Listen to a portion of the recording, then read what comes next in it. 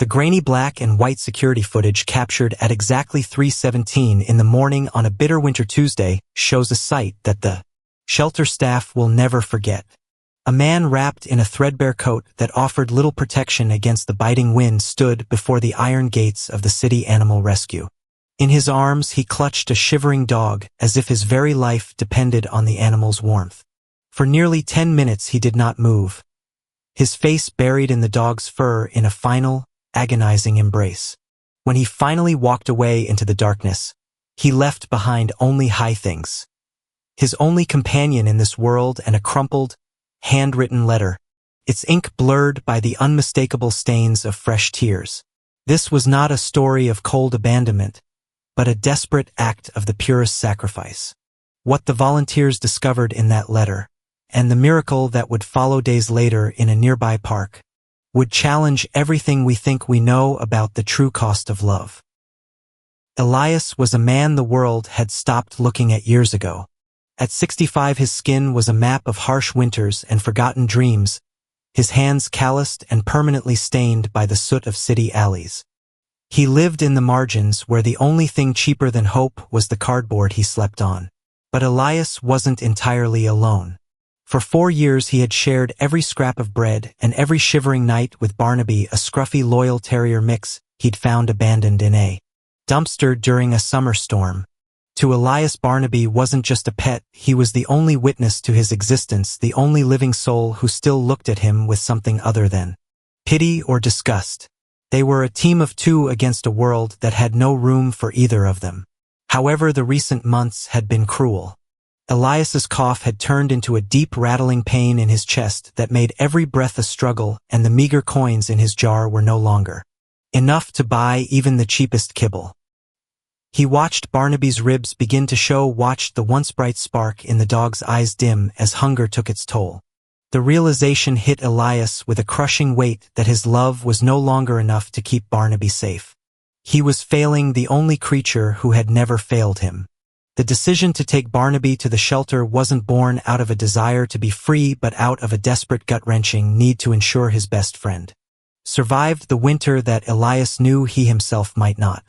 The night before they reached the gate, they sat under the flickering light of a street lamp, Elias whispering apologies into Barnaby's ears while the dog licked away the tears that fell onto his fur. He was preparing to give away his heart so that it could keep beating, a silent choice made in the shadows of a park bench that no one would ever see. Inside the shelter, the world continued its loud and frantic pace, but for Barnaby, time had simply stopped. He sat in the corner of Kennel 14, his gaze fixed unblinkingly on the heavy metal door through which Elias had disappeared. The volunteers brought him premium kibble and fresh water, but the bowls remained untouched. He didn't bark, he didn't whine. He simply existed in a state of quiet, dignified mourning. To the staff, he looked like a dog waiting for a bus that would never arrive, a small, scruffy statue of grief that no amount of kindness could reach. Every time the door creaked open, his ears would twitch for a fraction of a second. His heart leaping before the scent of a stranger would send him back into his silent vigil. For days past, Barnaby had grown thin, his coat losing its luster, his spirit fading. Sarah, a young volunteer who had been haunted by the blurred ink on the man's letter, couldn't shake the feeling that the story wasn't over. On her lunch break, she walked across the street to the local park, following a hunch she couldn't explain. There, tucked beneath a rusted slide in the far corner, she found him. Elias was curled into a ball, his breathing shallow and ragged, his face pale against the damp earth. He was barely conscious, gripped by the pneumonia he had tried to hide from his dog. As Sarah knelt beside him and called for an ambulance, Elias's hand moved feebly, searching for a phantom presence that was no longer there. The reunion happened 2 hours later, not in a sterile room, but on the sidewalk just outside the park gates as the paramedics prepared to move Elias to the hospital. Sarah had rushed back to the shelter and grabbed Barnaby, sensing that the dog was the only medicine the man truly needed. A passerby, moved by the sight, pulled out their phone to record what happened next. As the ambulance doors opened, Barnaby froze. His nose twitched, catching a familiar scent of tobacco and old wool, a scent that meant home. He let out a sound that wasn't a bark, but a high-pitched, sobbing yelp of recognition.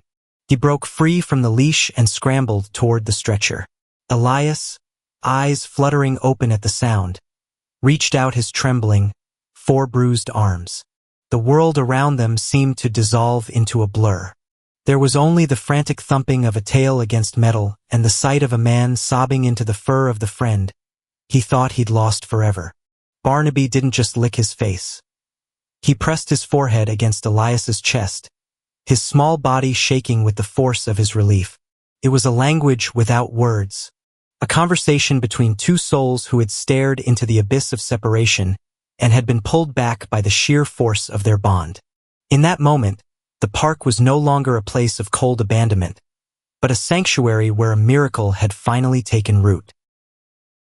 The video of the reunion, captured by a tearful bystander, exploded across social media within hours. Titled "The Last Sacrifice," it garnered over 15 million views in a single weekend, touching a nerve in a world that often overlooks those living on the streets. The sight of Barnaby's pure, unfiltered joy and Elias's silent, sobbing relief became a symbol of a bond that poverty could not break. But the viral fame was just the beginning of the miracle.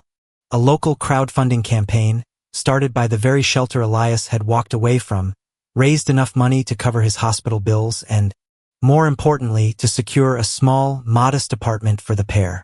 For the first time in years, Elias has a key in his pocket and a roof that doesn't leak. The handwritten letter "No Nuak Met" that started it all is now framed on his bedside table, a reminder of the night he almost gave up everything to save his best friend. Today, you can find them in the same park where they once struggled to survive.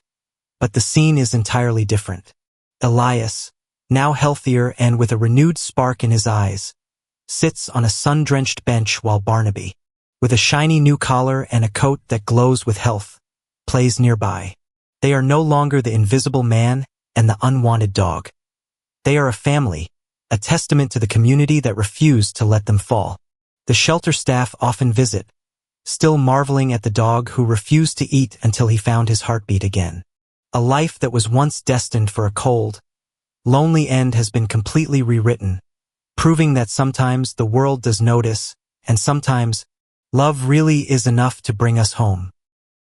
We often believe that love is about holding on as tightly as we can, operating under the assumption that to love someone is to keep them by our side at all costs.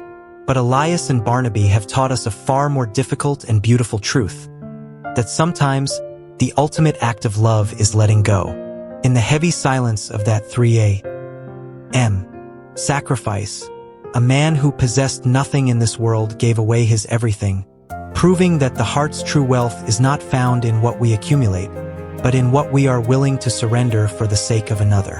Their journey serves as a profound reminder that no matter how broken, invisible, or forgotten we might feel, we are never truly lost as long as we carry the capacity for such selfless devotion. It is a testament to the fact that even in our darkest hours, a single act of sacrifice can ignite a light that leads us all back home.